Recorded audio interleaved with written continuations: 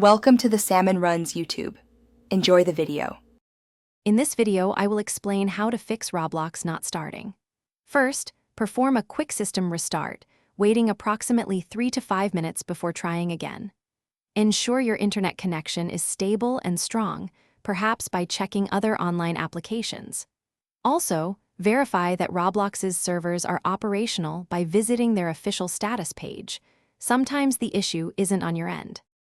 If a restart doesn't work, try clearing Roblox's temporary files and cache data. You can typically find these in your app data folder, then simply delete the relevant Roblox folders. Following this, perform a complete reinstallation of Roblox.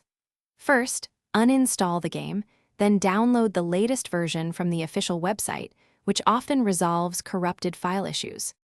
Sometimes, running Roblox with administrator privileges can solve startup problems.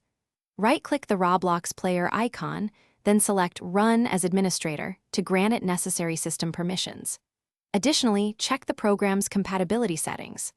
Right-click, choose Properties, then Compatibility, and experiment with running the program in compatibility mode for a previous operating system version if needed.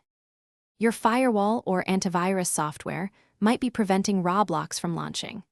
Access your system's firewall settings and ensure Roblox Player and Roblox Studio are allowed through, creating an exception if necessary.